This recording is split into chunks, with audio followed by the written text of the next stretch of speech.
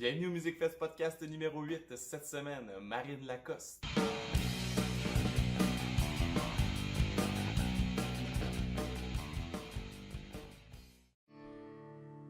Take you under the bridge, behind the scene, down in my misery.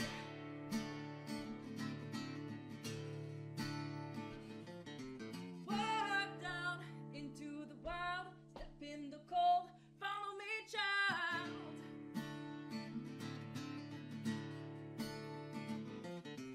I will take you to the other side, sell me your soul and I sell you mine. Deep down the water, you'll find the answer. Deep down the water, oh baby, you'll find me. Deep down the water, you'll find the answer, yeah. Deep down the water, oh baby, you'll find. Down, down to the river, follow me down, leave your blood to the river, baby.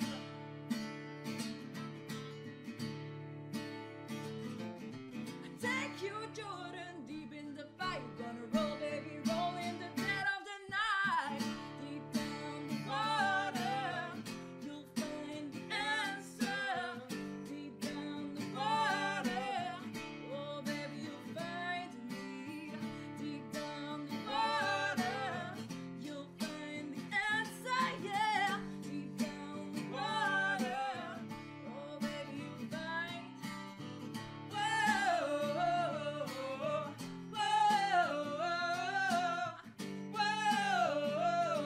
whoa, yeah. Bend your knees at the altar. Come on down and meet the reaper. Let it in.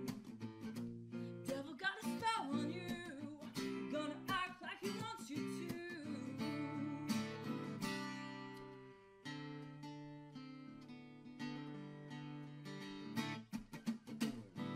Deep down the water, you'll find the answer. Deep down the water, oh baby, you'll find me. Deep down the water, you'll find the answer, yeah. Deep down the water, oh baby, you'll find. Whoa, whoa, whoa,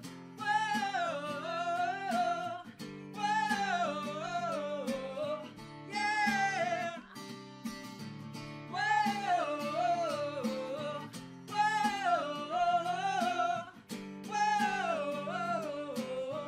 Yeah. Walk down, down to the river, follow me down, down to the river.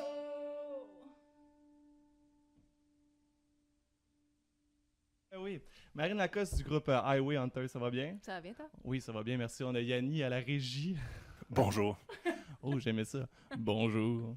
Est-ce que ça fait pas longtemps que vous êtes sorti de l'enregistrement ou ça fait quand même un bout que vous avez déjà enregistré votre dernier album qui sort dans pas longtemps? Là? Le 23 avril Le 23 prochain. avril! Oui, exactement. Ben, en fait, non, ça fait pas si longtemps que ça fait quelques mois là, qu'on a terminé, qu'on est dans le mixage, le mastering et tout ce qui finalise l'album, dans le fond. OK, ça a-tu pris du temps à faire l'album? L'album en soi, on est rentré en studio en octobre. Donc, on a vraiment comme enregistré tout ce qui est officiel, là. Tous les instruments, les voix se sont faites par après. Donc, ça a pris un bon 2-3 mois, je dirais, de l'enregistrement. On parle pas de la composition, on parle pas de travailler toutes les chansons, là, évidemment. Non, c'est ça. Et c'est Yanni, je pense, qui fait pas mal les chansons Oui. de l'album, qui compose aussi. Oui, j'ai écrit la majorité des chansons avec quelques collaborations de Marine et du batteur aussi, Olivier Campo. Ok, tout le monde met la main à la pâte pour Ouais. l'album. Là, je regarde là aussi. Qu'est-ce qui se passe? Non, mais Yanni, j'aime ça que tu sois là, que j'incorpore un peu toi, parce que c'est rare que j'ai quelqu'un, une troisième personne avec moi, donc je trouve ça cool qu'on... Ben, c'est parfait, moi j'aime le setup. T'aimes le setup? Merci beaucoup, c'est fin. Marine, je t'ai vu au Juno Award. Ouais, J'ai vu ça sur Facebook, j'ai trouvé ça vraiment cool avec Corey Hart. avec un hard Comment ça s'est passé? C'est assez spécial, comme c'est écœurant, c'est vraiment le fun. C'est une expérience hors du commun, je dirais, de faire quelque chose de live TV comme ça, de voir comment ça marche, la salle, l'organisation. C'est vraiment beaucoup de monde qui travaille là-dessus. Donc, c'était c'était assez trippant. Là, Puis comment t'as eu le gig, si on veut? Comment tu... Ben, dans le fond, moi, j'ai fait une gig il y a 2 ans avec Corey Hart. Donc, j'ai joué avec lui. On a joué à Calgary. Puis, Corey, c'est pas quelqu'un qui va faire beaucoup de shows régulièrement. Donc, ça faisait déjà un bon bout de temps. Fait qu'il n'y a pas eu d'occasion de faire un spectacle full band par après. Puis là, il a été nominé, dans le fond. Il a été reconnu comme le Hall of Fame. Fait que c'est pour ça qu'on est allé au Junos. Puis que la tournée, là, il fait une grosse tournée en juin là, qu'on va faire au travers du Canada. Ah oui, OK, tu vas faire partie de sa tournée en plus. Wow! Ouais. Félicitations. Mais merci. C'est le fun, ça. C'est le fun, ça. Puis là, il va falloir que tu fasses ça en même temps de ton groupe Highway Hunters, est-ce que c'est comme... c'est là, Highway Hunters, ça doit être la priorité en ce moment parce que vous sortez des chansons, vous sortez un album prochainement. Exactement. C'est certain que de tout le plan carrière, je mets beaucoup pour Highway Hunters.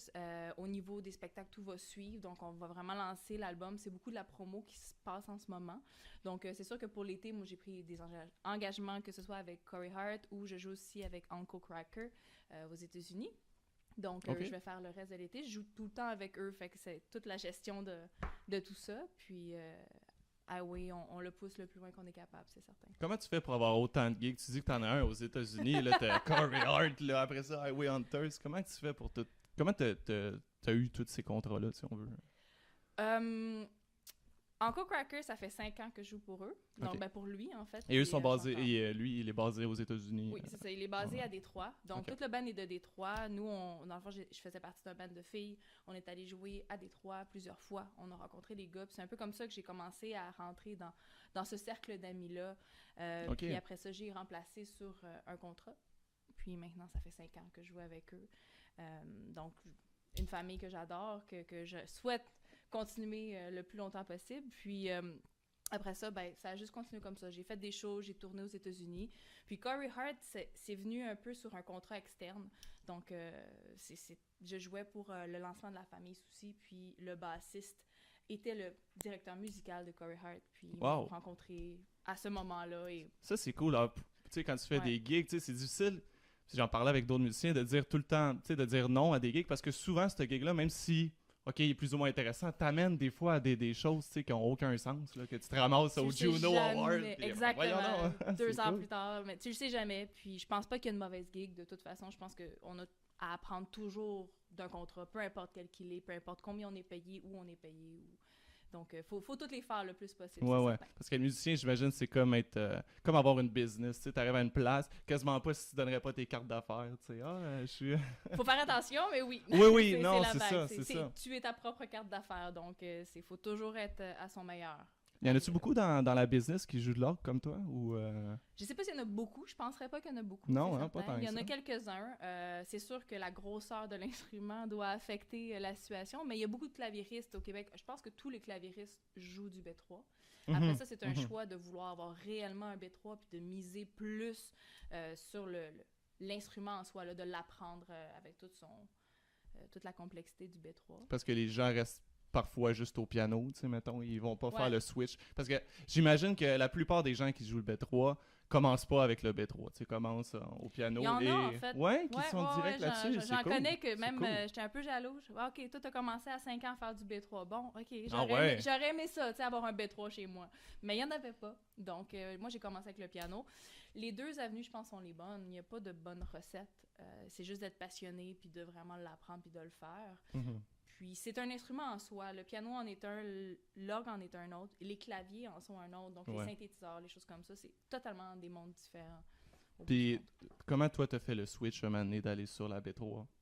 J'ai eu des amis autour de moi qui m'ont vu jouer, puis j'aimais déjà un peu faire le B3, puis ils m'ont suggéré fortement, dont la personne qui est assise là au côté, Yanni. Donc, c'est ça qui m'ont vraiment conseillé fortement d'explorer le côté du B3 puis d'aller m'en chercher un. Puis, j'en ai trouvé un, je l'ai fait retaper avec un de mes bons amis, puis ça m'a amené à découvrir vraiment cet instrument-là, puis tomber en amour avec cet instrument-là, parce qu'il y a vraiment une énergie par rapport à jouer à un instrument aussi vintage, qui a autant d'histoire.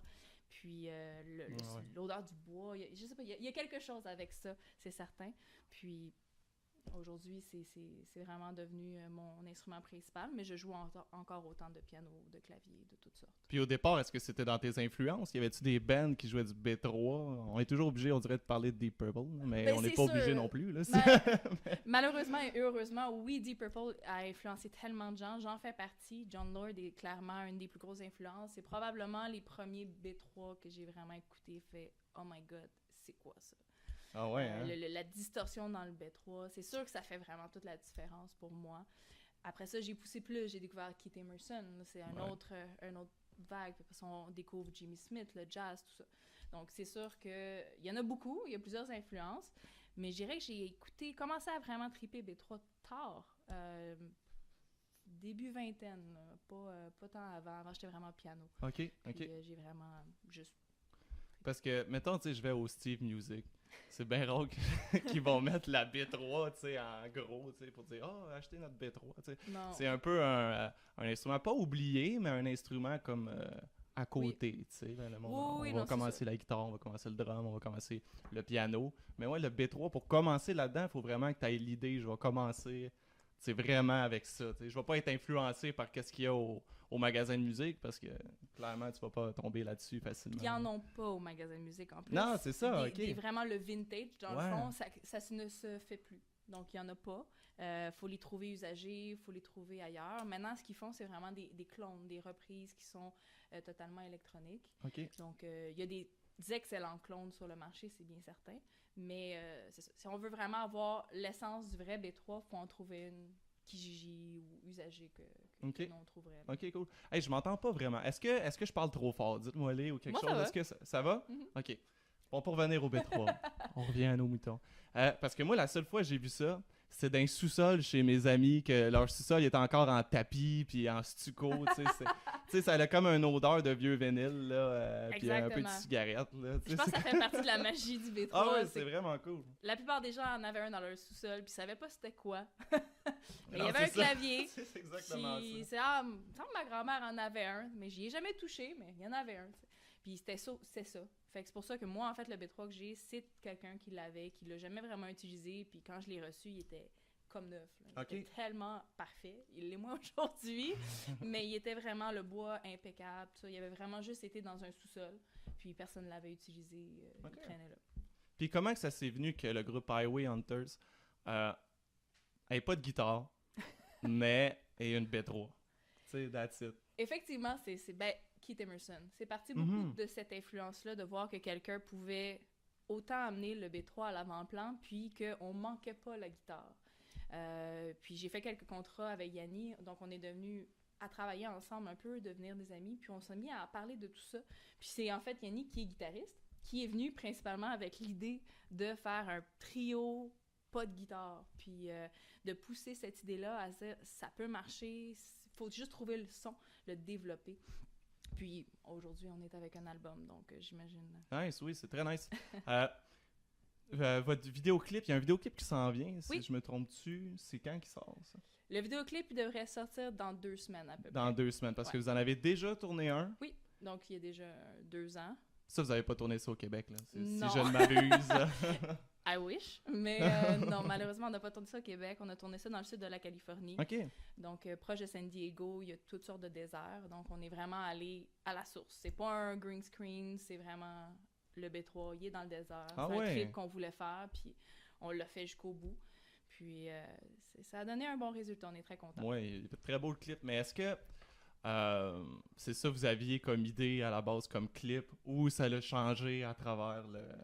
C'est sûr que dans le processus, il y a toujours des changements. Ça, Mhm. c'est certain qu'il y en aura toujours. Le budget en est un. Donc, ça va influencer ce qu'on peut et ce qu'on peut pas faire. C'est bien Clairement. certain qu'on voulait des poursuites de chars, on voulait un paquet d'affaires, des C'est explosions. vrai? Ah, Mais ok, à un ok. moment donné, tu parles avec ton réalisateur, puis il est comme, ouais, non, ça se passera pas. On t'a dit tout de suite. OK, fait que vous aviez une équipe avec vous. Ben, une Ah. équipe. En fait, j'ai un de mes super bons amis de longue date qui est vidéographe professionnel. Donc, c'est lui qui a fait tous mes vidéoclips, que ce soit avec, dans le temps, les Smoking Bee3s. Donc, c'était le duo, deux orgues, drum, qui a fait So You Can Love Me, qui est le vidéo actuel, qui a fait le prochain vidéo. Donc, c'est vraiment lui qui s'occupe de tout ça. Puis, c'était simplement lui, puis une assistante, dans le fond, qui ont fait tout le vidéoclip. Donc, une équipe de 2. OK, OK. ça a donné un très bon résultat. Il a travaillé très fort. Nice. Ouais. Votre lancement d'album, il s'en vient quand même. Redis-moi la date. Le 23 avril. Le 23 avril, on le dira jamais assez. Le 23 avril, lancement d'album, ça va être où? Puis qu'est-ce qu'on peut s'attendre à ce lancement? Ça va être un lancement qui va se trouver au ministère à Montréal. Donc, c'est un lancement qui va commencer vers 6 heures. Donc, les médias vont arriver un peu avant, mais le public peut arriver à 6 heures. Puis, il va y avoir un spectacle qui va commencer à 7 heures. Donc, quelque chose qui va être un peu les 5 plus grosses tunes de notre album, je dirais, qu'on va interpréter. OK. Donc, c'est sûr que ça va rocker, c'est sûr que ça va être fort, c'est sûr qu'on va avoir Nice. du fun. C'est un album qu'on est content enfin de sortir, certains. Puis, il y a une attente, là. On a des gens qui nous en parlent déjà depuis plusieurs mois. Donc, j'espère que ça va être plein. Le but, c'est que ce soit sold out, puis que juste ce soit le fun. Parce que Highway Hunter, ça a commencé en quelle année? Ça a commencé il y a 3 ans. Plus loin, 3 ans. Fait que 3 ans, puis c'est maintenant que vous sortez un album. Exactement. 3 ans de... Tu sais, Ouais. vous vouliez être sûr de votre shot, j'imagine que vous... Ah oui, entre autres. Puis, on est toutes pigistes, on travaille toutes pour des artistes. Donc, c'est sûr que des fois, les horaires font qu'on travaille au travers des artistes pour faire Ouais. notre propre album. Puis, donc, c'est ça. Oui, ça a pris certain temps. Travailler bien les chansons, bien choisir les chansons. On veut toujours en avoir plus pour faire un choix meilleur pour un album. Donc, ça prend un certain Clairement. temps. Clairement. Ben that's it. Marine Lacoste, mesdames et messieurs, merci Ben, beaucoup. merci. C'est super fin. Yanni, merci beaucoup. En dernier, j'aimerais ça que vous me dites où est-ce qu'on peut vous rejoindre, plugger tous vos trucs que vous avez, Facebook, un site internet, votre chaîne YouTube ou les dates. Vous en avez déjà dit quelques-unes, comme le lancement de l'album et du vidéoclip. Oui, donc absolument, l'album le 23 avril. Donc ça va être partout, iTunes, Amazon, Spotify. On va se retrouver sur toutes les plateformes.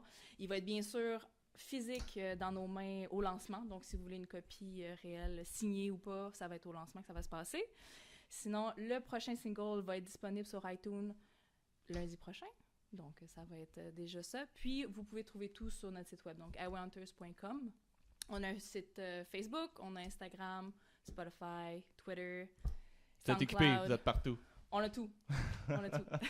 Hey, merci beaucoup, c'était Ben, super merci à cool. toi. Merci. Listen to your shit.